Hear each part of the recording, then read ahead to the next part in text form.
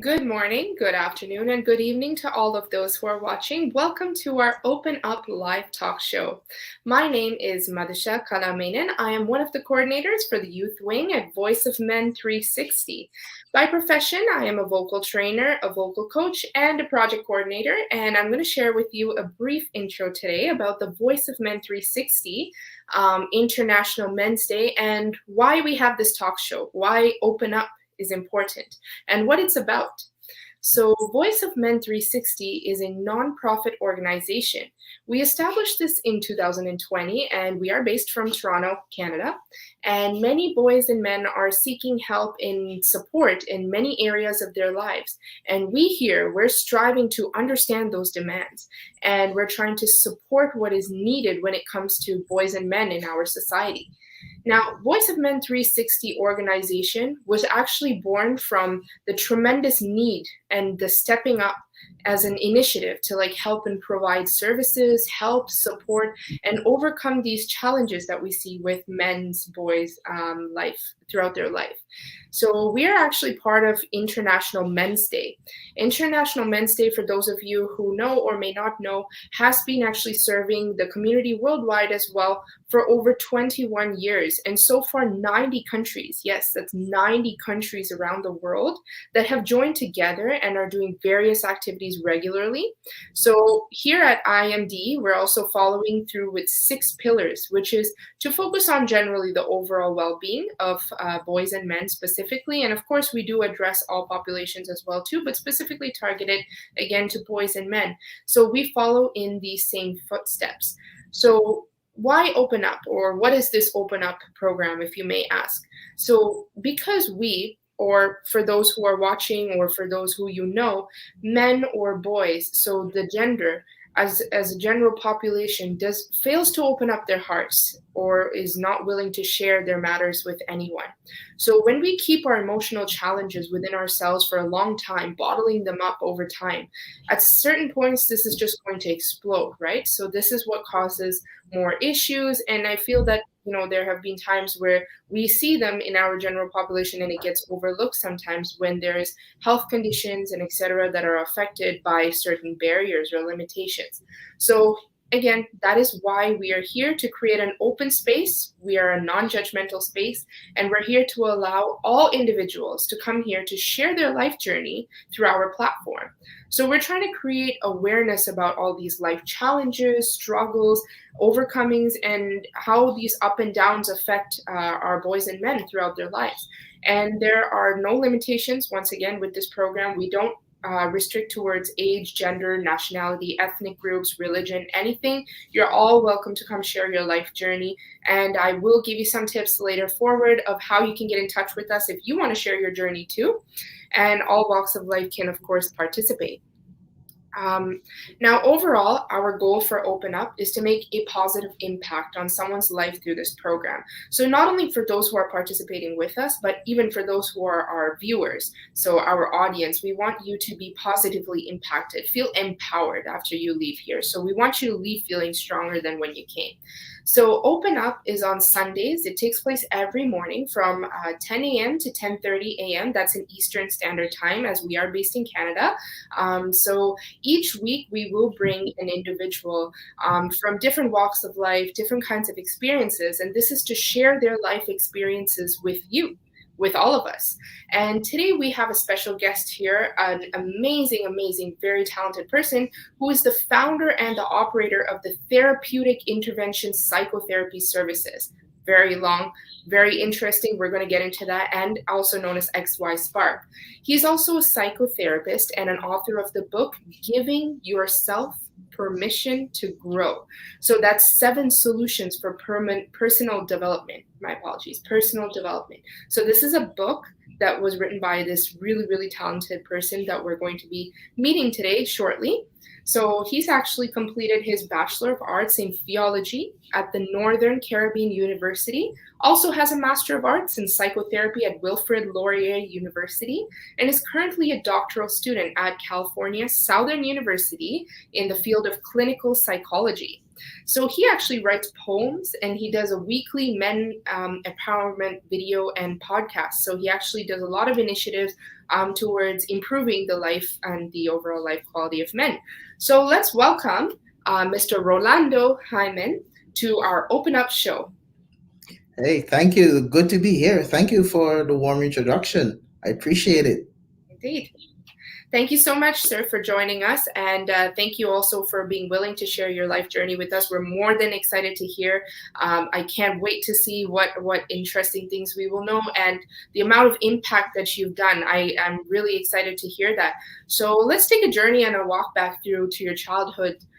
So let's start off with some incidents from your childhood, if you can share with us, either from when you're 5, 10, 15, anything that you feel has been a core influence, something that you are today because of that, or something that's inspired you to what you're doing now.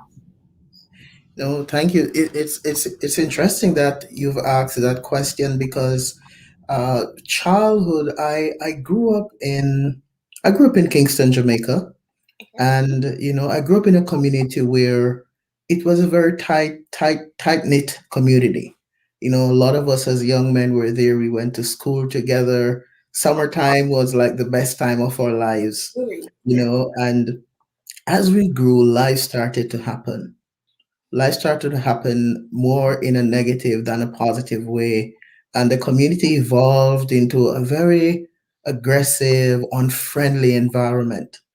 And there came a time in my life where, in space of 2 years, 2.5 years, a number of the young men that I used to hang out with, grew up together, go to school together, a number of them lost their lives through gang violence and making wrong decisions as they went along. And that really impacted my life significantly, to a point where it was almost as if you were looking around and wondering, where did everybody go? So that early part of my life, it had a lot of trauma, had a lot of unexplained circumstances that happened. And I wondered, what can I do? And it was the life-changing moment started when a good friend of mine, he's a guy of faith, and I'm also someone of faith right now.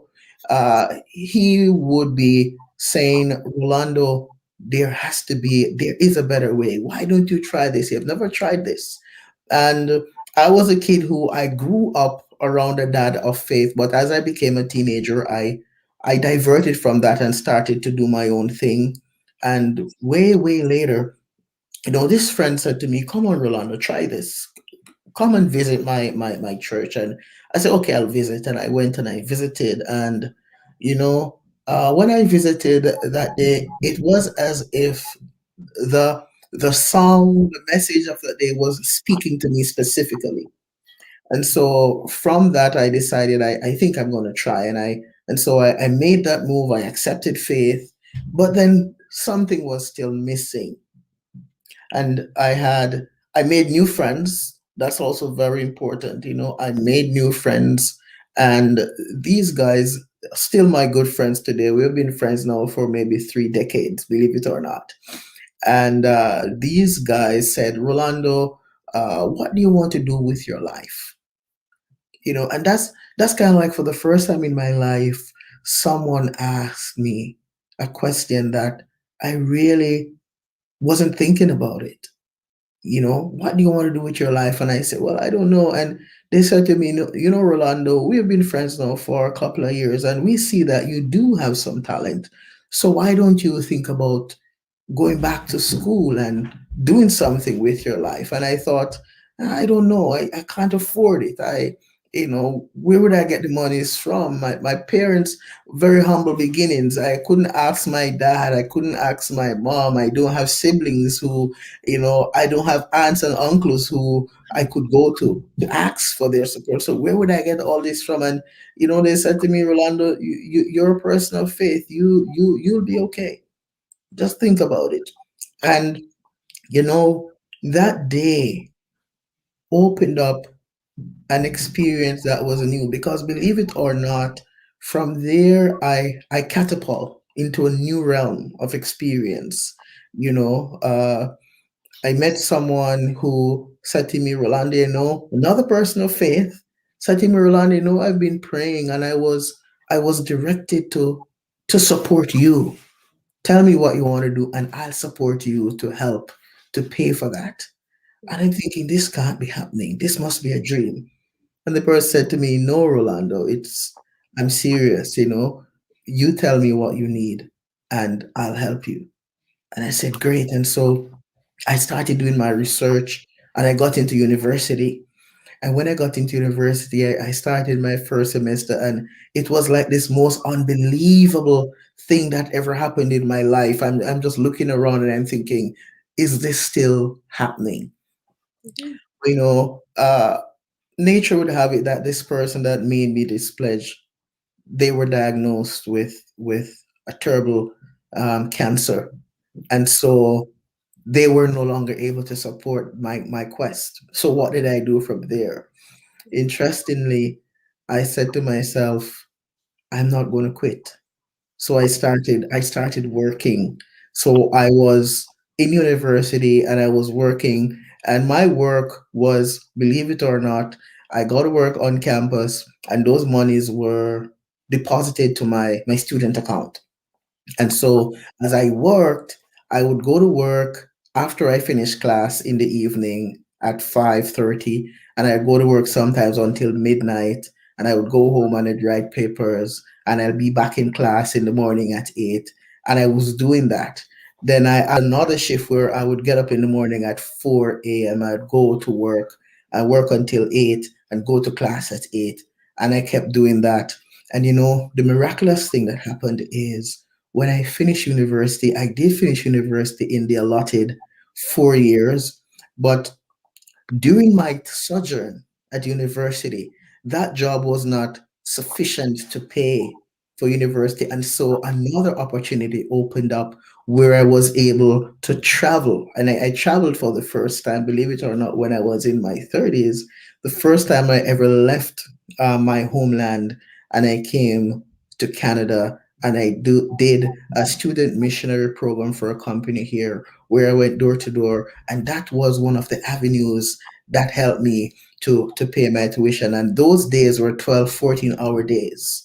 And I did that all day, all summer, from the beginning of May until close to the beginning of August. And as soon as it finished, I went back home and went back into class.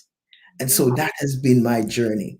And so when I came here and I started to do my studies, my study, my master's, I recognized that there was a gap, I recognized that there was a huge gap.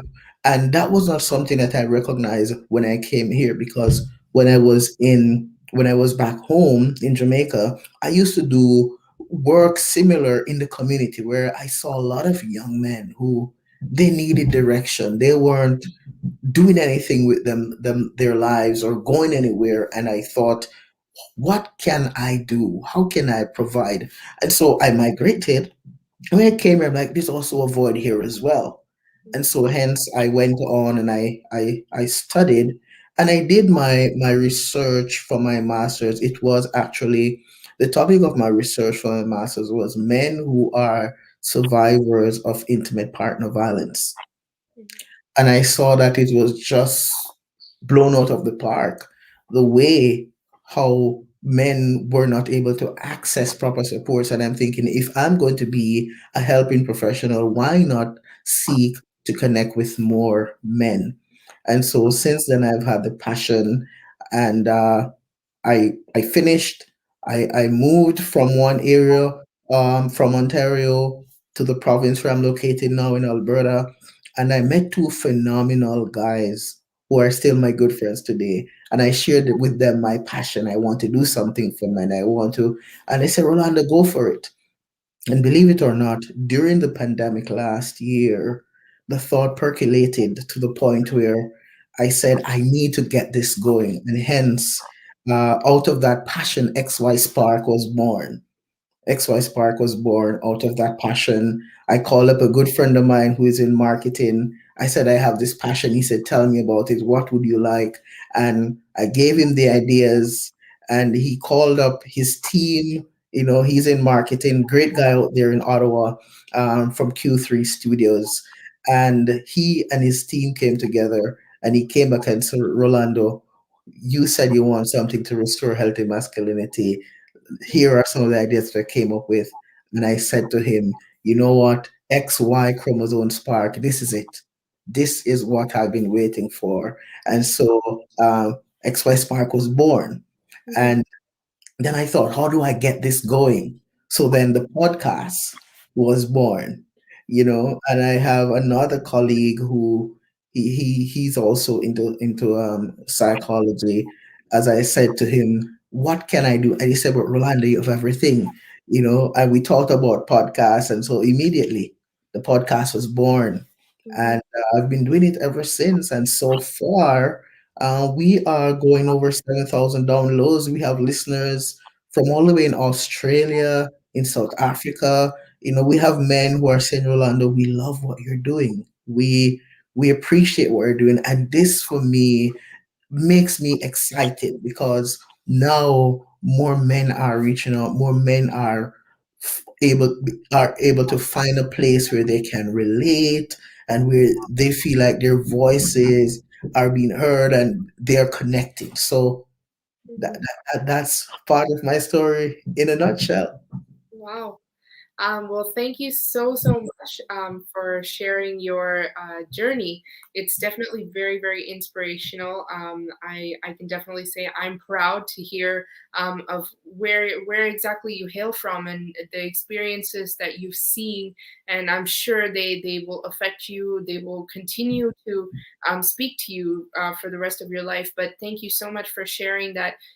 Definitely, I can see that we have so much here to talk about. So definitely, I'm going to try my best to limit here. I want to make sure that your story is heard. There's many people that need assistance and need the guidance of people like you. So I really love, especially before I move on, that you touched on a topic of faith. So this is something that has, I feel, become so obsolete in our contemporary society today, just because faith is considered it's not taken seriously, I guess. And I'm not saying faith has to be rooted in religion. Faith can be in anything. We can have belief in one another, belief in ourselves, even. So I feel like we've really lost this over time, and I really really appreciate you touching on that, because that faith seems to be what brought you to where you are today, and it has made you into such an influential person, being able to benefit so many people, and of course the struggling men and boys community. So thank you for sharing that. And now I'd like to ask you, in terms of your book. I know that you've written a book, and you also have some initiatives that you do specifically for men. So what are some things that you like to contribute to our men boys society community worldwide? What is that impact that you would like to do based on that? No, thank you for that question. You know, my long-term goal is I need to provide a space where men can come and get healed, where men can come and recover. You know, I'm just in the process of launching program specific that I'm building for men. Okay, that's going to be ready in another month or so, but it takes them on a journey of healing and reconnecting and just reaching their true potential and becoming the best version of themselves. Yeah. And so I'm working on that program specifically because I want men to know that in the end, there's a lot of responsibility on us, and we need not be ashamed to say we're struggling.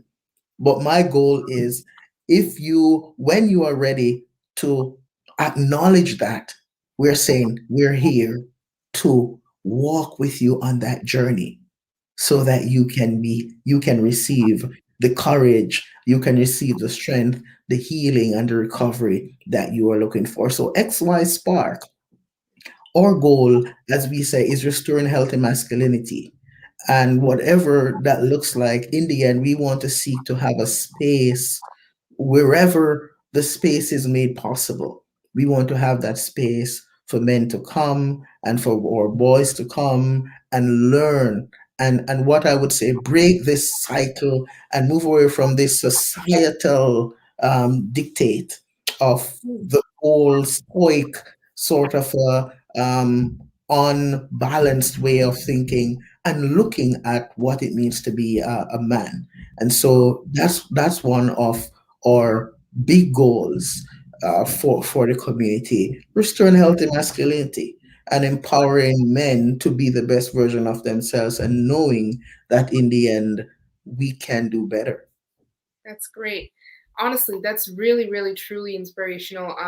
Hearing about those initiatives, it just feels even so empowering. Even being as a woman, to hear of that. I loved how you touched on the topic of space, making space, because I feel like we're always caught up in our lives. We're so busy that we forget to even make space for ourselves. To self actualize, to recognize what we need and what we can do to make other people better, and even acknowledge the people around us, maybe things that they're struggling with, things that we can do to make their lives better. So that's great that you touched on that, of making space and breaking that cycle. Of course we need to break that cycle, because we live in a society where we're so fixated on norms, trends. We're fixated on history. Whatever has followed through ancestry has been what has been influencing us up to today, and it still will continue to influence us. But it always takes that one change. When one person makes that change, that's what makes the whole domino effect,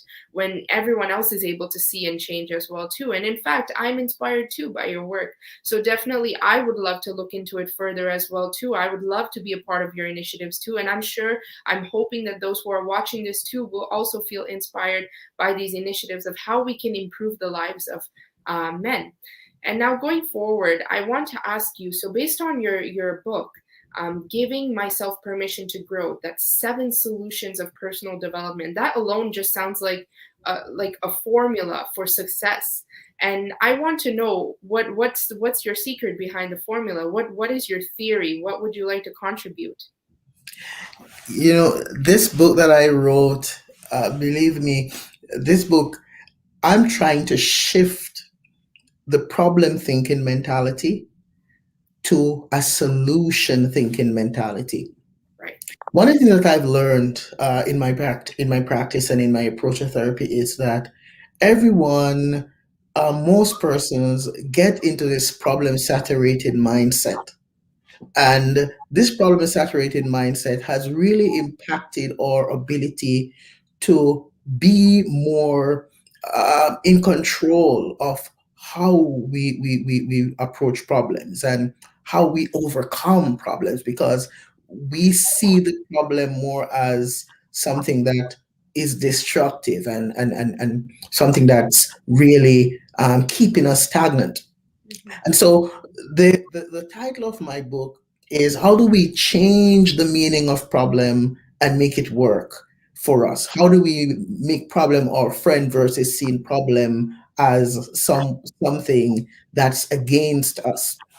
And so the title of my book is really saying, hey, let's take this word problem and shift it. So let's be more persistent. Let's see if we're getting proper rest so that our bodies can be rejuvenated.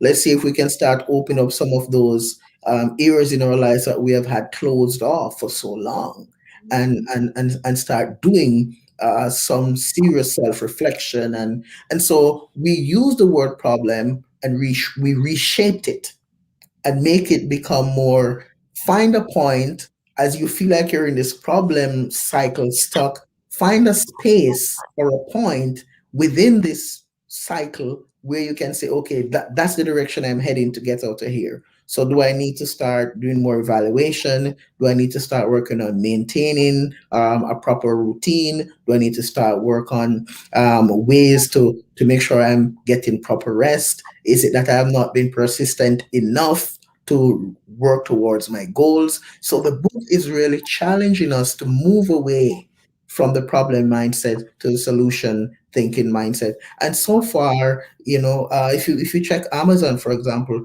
there have been some amazing reviews that have been written there from persons who have already started to read the book. And so right now, what we're doing here is we're saying, in collaboration with Voice of Men 360, we're putting a challenge out there to the community. Each time someone purchases a copy of this book right now, we're saying we want to donate $1 from that towards preventing human trafficking. Okay, because we know that that's a big thing. We want to give $1 from that to prevent human trafficking. So as you purchase this book, you get that. The book also comes with a workbook. So when you purchase it, you have a workbook where you can set goals and you can start growing. Because there's one thing that I've noticed is we have to make two decisions as it relates to when we feel like we're faced with a problem or a situation. We have to ask ourselves, number one, is this something that I can control? Secondly, is we have to remember that if we worry about a problem, it will not change. And if we don't worry, it still won't change. Yes. So we want to recognize that in the end, there's one thing that problem changes, and that's you and me. Because the more we worry about it, is the more it changes. So we can feel our bodies getting and our minds getting overwhelmed. It's like it's on fire. It's waiting to explode. And that's what problem does to us. It changes us, but it never changes the situation. Right. And so we want to capture ways to combat that through the reading of the book. That's excellent. Thank you so much for sharing that. So, definitely seems like a very revolutionary concept. Having these 7 steps for growth, and definitely it's unique that you've actually chosen to incorporate a workbook. I haven't seen that very much come with novels, and even there, you're using an initiative to help with, donating towards human trafficking. Definitely, that's also it's a problem on its own. It's a very prevalent problem as well, and it certainly does affect many men and boys as well too who are involved in such problems. And I think that it's really great that you have such a book like this where you're setting a foundation for how we can grow, and to guide us, because I think it's really important that we get that guidance. The guidance is what we lack. And it's very interesting also that you mentioned how we can shift away from that problem mindset, because that is true, because there's no problem without a solution. But sometimes when we're encountering really tough situations, it's very hard to see that light at the end of the tunnel. So, really great initiative once again. Thank you for sharing your answers on that. And I want to further ask you now, in terms of CBT, so that's actually cognitive behavioral therapy. How do you feel that could be something that's useful to help give someone the ability to grow? Thank you for that. It's interesting because cognitive behavioral therapy is one of those approaches that we see in psychology that really helps more and more persons to get into that space where they're able to recognize more those thoughts that are self-defeating. Recognize that if I can take the time to really challenge some of those negative thoughts, and in cognitive behavioral therapy, we talk about having negative automatic thoughts and how those thoughts can oftentimes take over. And the more we go with the flow of those negative thoughts, is the more we feel debilitating. It's like we're not able to do anything. So in cognitive behavioral therapy, what we're saying, and why we refer to some of that approach in our book, is to help persons to recognize that you can challenge any thought that comes up. Once it's a negative thought, you can challenge that thought, and you can seek to see a way how, through challenging that thought, you can rewrite that script and change the internal dialogue so Mhm. that you can start living your life in a more self-empowering way. And Yes. so that's where we're going while we mention the cognitive behavioral therapy piece in our book. That's great. So definitely, cognitive behavioral therapy is one of the most beneficial things. And Really, really appreciating that you've incorporated this concept into your book. Why I am actually wanting to say that is because CBT alone is a very complex, I'm sure, of course, for you. I've also done a degree in psychology, but since you have more experience, you would know for sure that CBT is a very complex concept on its own. And in terms of how it's exercised, how it's executed, there's many, many steps to the process in terms of how to make it work. But the best thing here is that you've incorporated the most contemporary, the most easiest way for us to just adapt it into our daily lives, which is excellent because the book seems to me that it serves as a channel for how we can incorporate these CBT techniques into our daily lives without even having to think of it. So, as a reader, I'm sure people who are reading it are able to exercise their own thought process, being able to take apart these problems that seem so big and unbreakable in the beginning, but now they feel so much easier to approach and so much ease on the stress to the body and to the mind and everything. So thank you so much for incorporating that concept into your book. And furthermore, I want to ask you, what are some of the things you mean by bringing stuck into an undiagnosed addiction? So when something is an undiagnosed addiction, what do you mean by that? How can you speak to that? Thank you. I use that expression to challenge us a little bit. And here's why. Because and I that's my own coinage. An undiagnosed addiction, I call it, because sometimes we're stuck.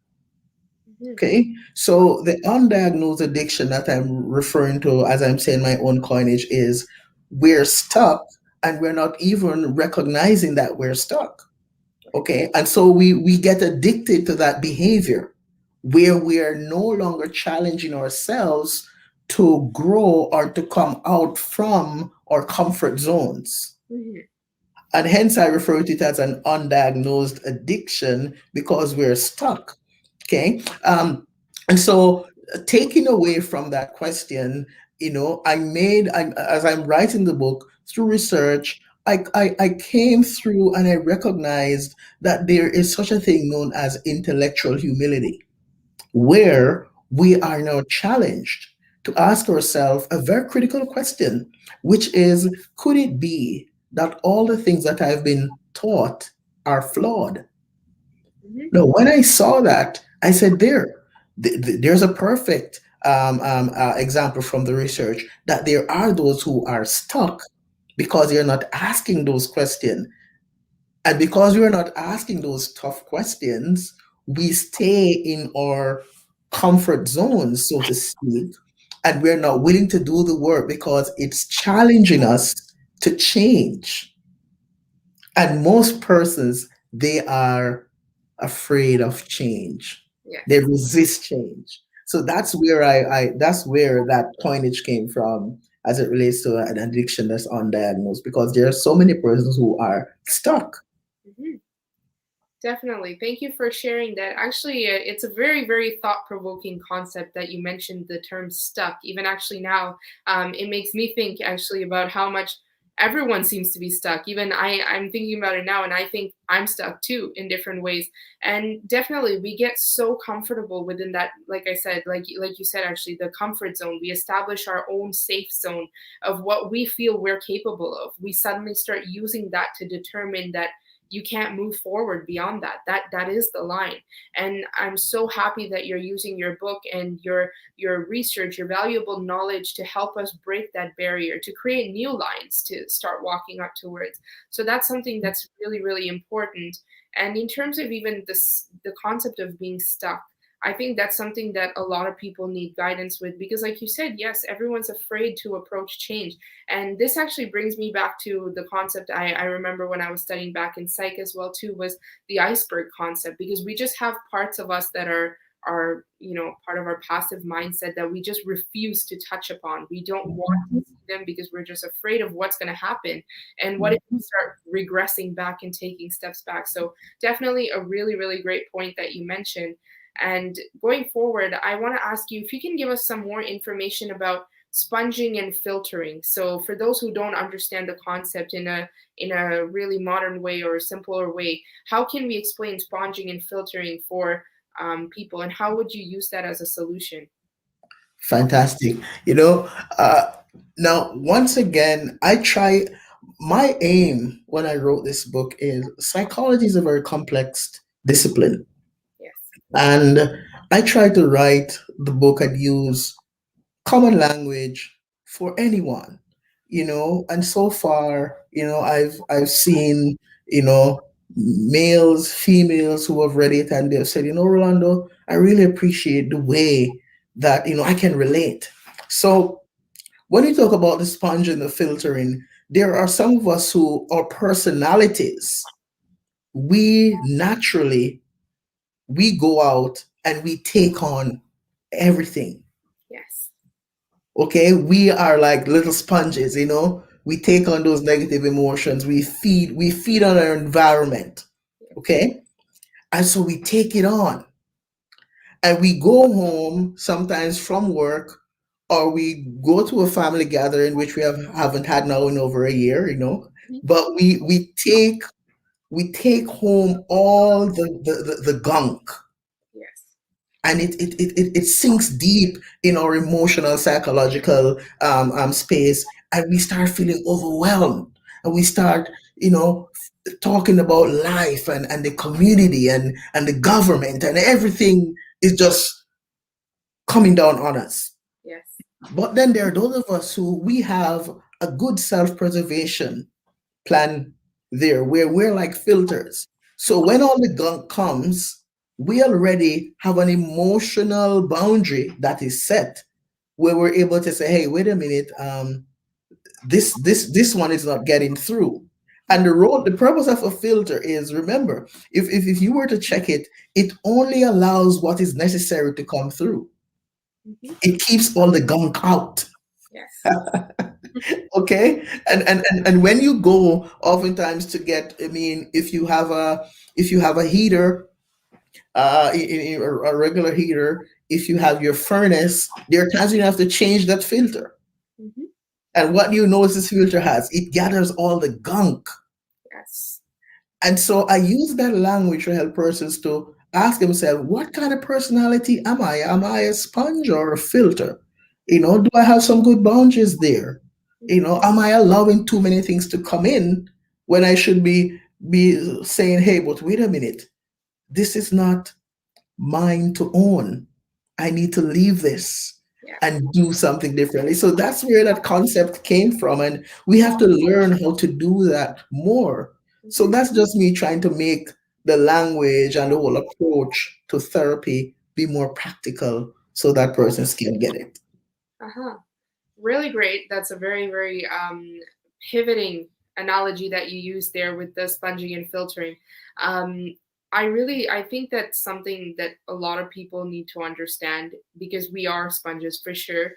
We are people who always pick up everything in our environment, and I think it's really important for self growth for sure, like you said, because we carry our own baggage. We already have our own, like you mentioned, gunk that we pick up from everywhere and even from our own lives. And then alone from our personal experiences to pick up more from the outer world is just putting more burden on ourselves. So I think it's really important to I think the approach that you're using here is actually learning to self care. So, learning to appreciate ourselves, learning to learn about caring for ourselves first. So, before we're able to cure others, we need to be cured ourselves, right? So, I think that's a really, really important point that you mentioned. Thank you for sharing that information. Now, going further, you spoke a lot about some things that can serve as maybe like warnings or signs as I interpreted it. So like internal warning signs, things that show us a way or show us something that we need to do.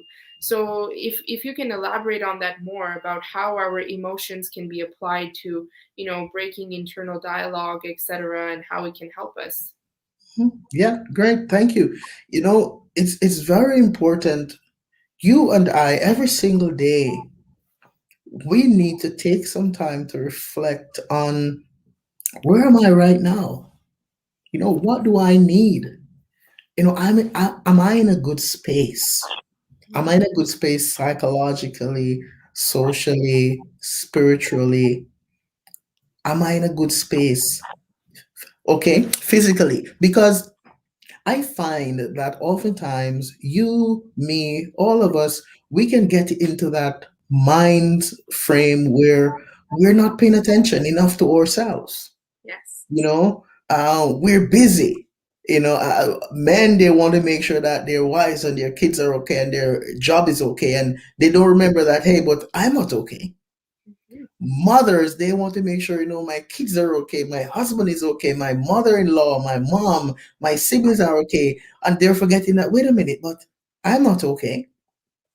And so a part of the book is challenging individuals to find a space and find a time where you're able to sit down and just say, hold on, wait a minute. um I feel like my tank is empty. Mhm. I feel like I'm running on E now, and I need to find some time to tap up, to reflect, Mhm. to get myself back in a space where I'm grounded and I'll be able to function more effectively. And we get so consumed sometimes with worry and seeking to meet everybody else's need and forget that, wait a minute, but I'm also a part of the equation. Yes. Okay? Yeah. So that's where I was going with that. Okay, yes, definitely. Yeah. I think that is very true. We, like I said, we forget to care about ourselves, and it's really great that you're putting that forward of how we can focus on what our needs are, learning to answer our the signs, like you said. So things that are serving as warnings to us when maybe we feel stressed, maybe we feel overwhelmed, and we don't even set aside a moment for ourselves to think about how we're responding to that, and maybe that we need to leave everything a little bit aside for a bit just to focus on ourselves and repair that. So thank you again for sharing your answers on that as well too. And I And also noticed, yes, go ahead. I was about to say there are some persons who I think they're confusing self-care with selfishness. Yes. We're not talking about selfishness. We're talking about recognizing that, you know what, right now, I need to work on me so that I can be better able to provide the needs of everybody else that's depending on me. Yes. And if I'm not in a good space, I'm not providing the quality that those that's depending on me need to get. Most And that's definitely. all I'm saying. Yes, most definitely. I think it's really important actually that you mentioned that the differentiating between selfishness and self care. That's really, really important because there is a point I have seen even in my personal experiences, and I think we all have come across this in our lives at some point or the other, where we tend to be selfish even without us even noticing it. And it's so important, like you said, because yes, we need to take care of ourselves. We also need to help take care of others around us too. And in order to do that, it's like they say, when we don't want to hurt others in the process. So when we're trying to take care of ourselves, we're trying also not to hurt everyone else in the process too. So I think that's really important, like you said. So not to be selfish, but yes, it's important to care for yourself as well as to, of course, be mindful of the others around you too, as well as being focusing of spending time for yourself. So thank you once again for that. And also, I noticed that your book also talks about a concept of the diamond in the rough. So if you can just explain to us this magical concept of the diamond. It's the diamond in the rough. I use that analogy to bring to the surface and help more persons to start seeing more value in themselves than what they are seeing. Hmm. You may have a guy, you may have a girl, Hmm. they're in a relationship and it didn't work out. Hmm. And so they leave that relationship feeling like it was all my fault. Hmm.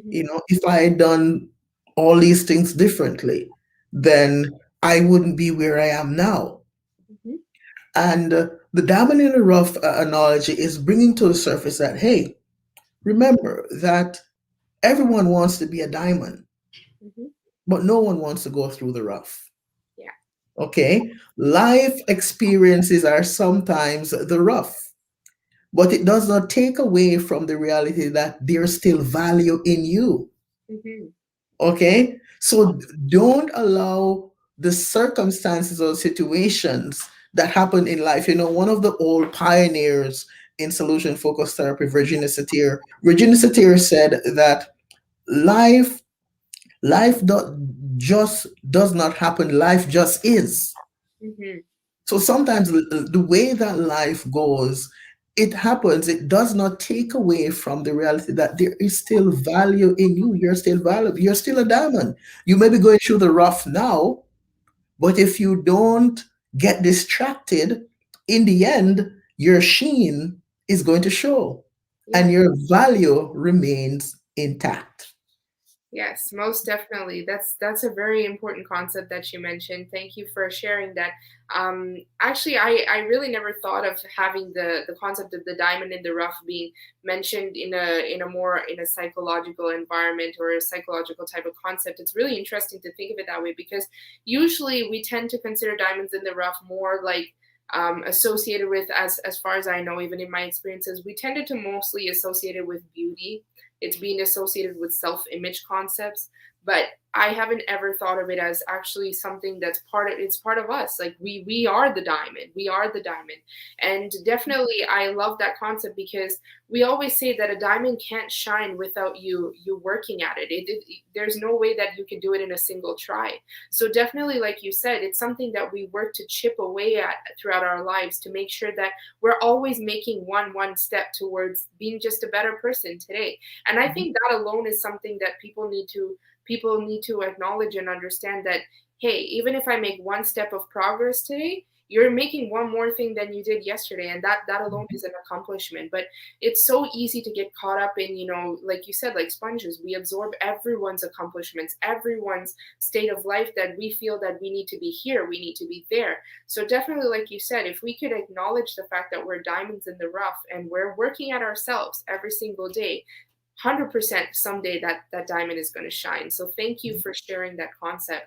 And I also want to ask you, what exactly is a solution focused mind shift? What do you mean by that?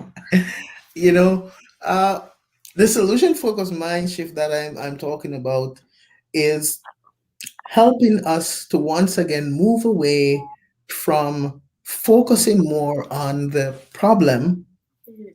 to recognizing or capturing the idea that there are solutions, but it's just because I'm not really paying attention to the window of opportunity why I'm more wrapped up in my mind about, hey, the problem. So the solution thinking mindset is also challenging readers is to take a step back from that space of problem and asking themselves, okay, what could be another scenario?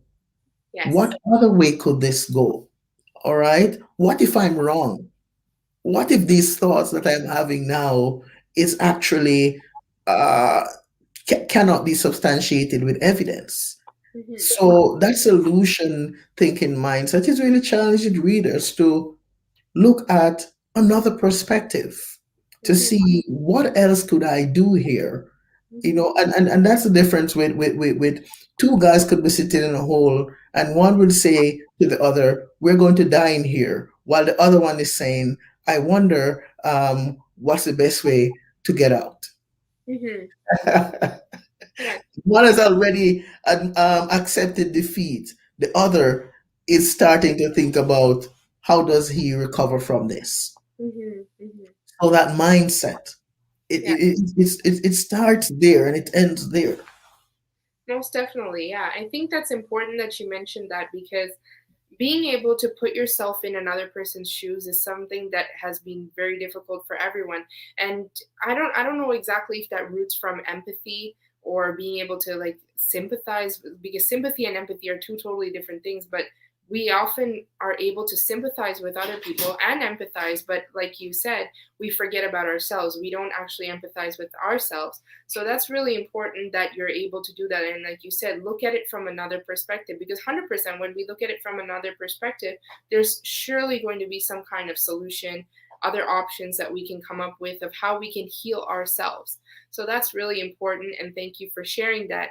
And lastly, I do want to ask you if you can share one or two life-changing incidents that has affected you. I know you mentioned about how you were growing up with like communities, and how you saw about what kinds of struggles other boys and men also went through.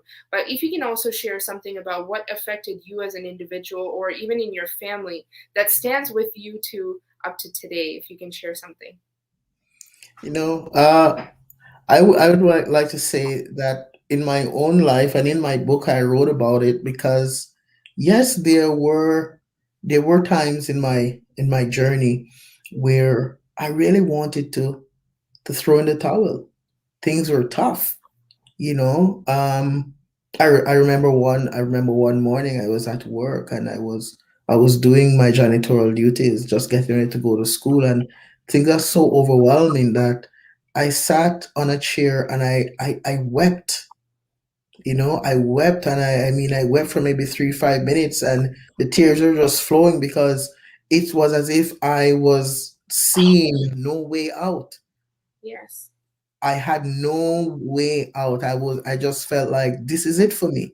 And you know, I refer back to faith Hmm. because that morning was a morning when I felt so helpless and hopeless and like I had no direction. And it was faith that morning that gave me the boost.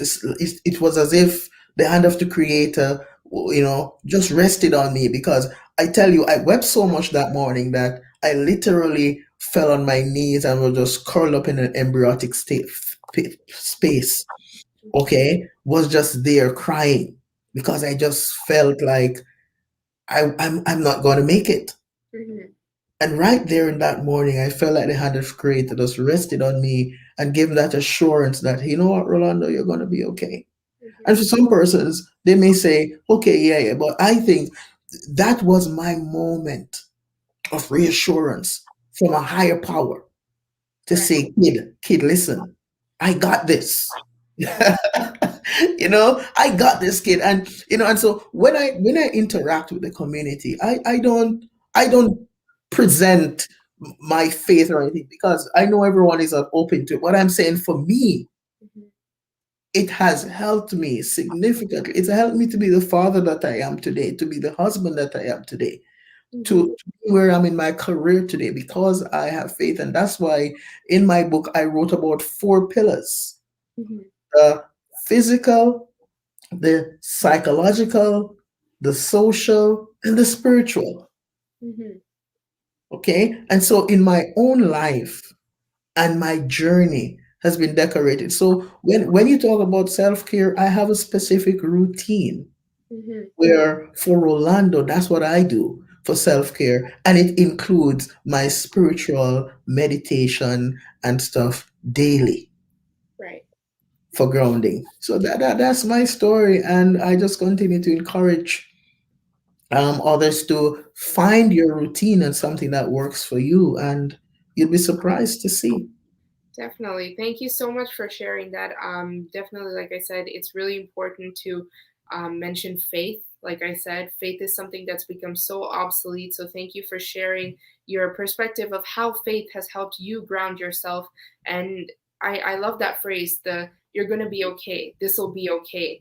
Like having that mind voice and being able to tell ourselves that things will be okay, that alone is having faith, that we're trusting that things can change and it will be better. And lastly, just before our close, I do want to quickly ask you about some initiatives regarding the Men's Mental Health Awareness Week, supported by Voice of Men 360. Can you share some information on this? Absolutely. So right now we're in the process of we are mobilizing the province of Alberta as much as we can. We have friends there in Georgia. We have friends in places of Ontario, including Voices of Men, where we want to have a men's march for mental health awareness on June the 20th on Father's Day. Yes, we're doing it on Father's Day because we want to make our voices heard as much as we can. Already, we have several different places that are excited to be a part of this initiative. And so we're doing this out of XY Spark Mhm. to bring more awareness to the community. And we want to make this an annual event at around about the same time where we are promoting and we're saying, hey, listen, men's mental health, it's not a myth, it's real. Yes. Every funds that we raise from this, we want to put that into a special account where men can come and get support from different organizations. So we have companies like we have Voice of Men 360, we have a Sikowin Friendship Center, we have McMahon, we have Dookie Psychological Services, Therapeutic Interventions. We're waiting to hear back from the CHME, the Canadian Mental Health Association of the Wood Buffalo region. We have Edmonton and men's groups down there. And so everyone is excited about this, and we're excited because we want to make it accessible for more men to Mhm. step forward and say, hey, you know what? I need some support. We know that the pandemic has caused a lot of men to lose their jobs, and they may want to talk to somebody, but say, Mhm. hey, I can't afford it. We want to say, hey, don't worry about that. You come Mhm. and let's talk and work together. Most definitely.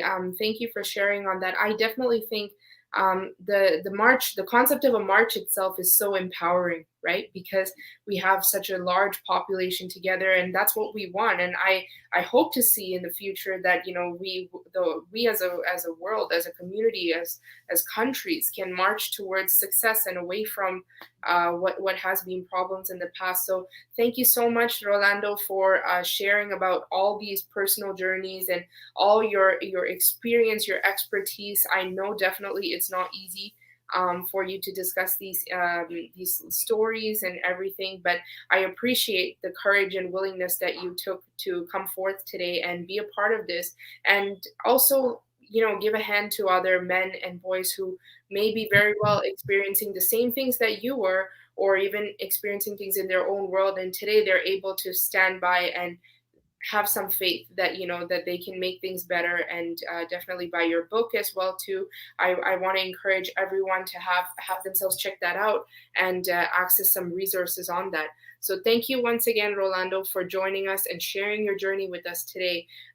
Please know that when people like yourself come forward and you share your life experiences with us on platforms like this, especially through social media being one of the most key channels for success and for change today, it 100% will give hope to at least even one person out there who is going to change their mindset today thanks to your hard work and your initiatives. So as a closing, I want to mention to all of those who are viewing this today that here it is. This is what our goal is. We want to bring in individuals every time, just like Mr. Rolando today, to share their life experiences, to share their walks of life, and have us change together, because change requires a team, and we have to be together to do that.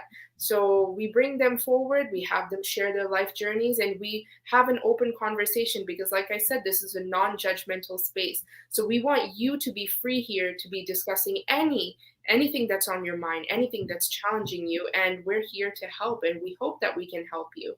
So before I go today, I have a few announcements I want to share with you guys on behalf of Voice of Men 360.